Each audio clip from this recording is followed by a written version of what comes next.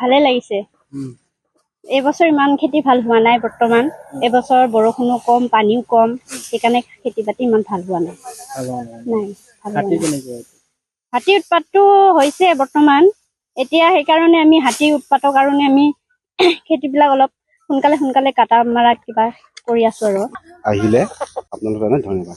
আমি এতিয়া সকলোৱে ৰাইজে মিলি ধান কাটি আছো। ধান কাটি আমি নতুন কিবা ভঁৰালিত ভৰাম ধানটো।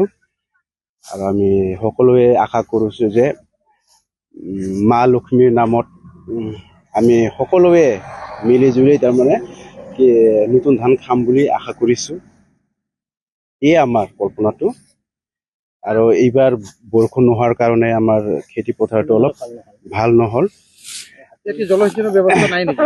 নাই, আমাৰ জলসিঞ্চনৰ ব্যৱস্থা নাই। আমি তেনেকুৱা আগত আছিল এই জলসিঞ্চন বিভাগৰ এইটো পানী নোলায়, বেয়া হৈ গৈছে।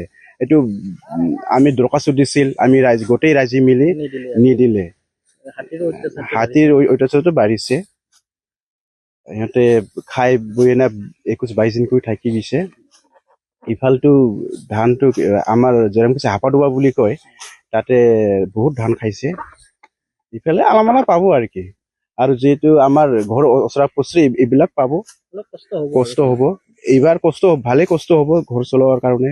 মানে ধানটো ইমান সুবিধা নহ'ল, পানীও নাই তেনেকুৱা। যোৱাবাৰ আছিল পানী, যোৱাবাৰ আমি ধান ভালে পাইছে। এইবাৰ ধানৰ চাহিদাটো কম হয়।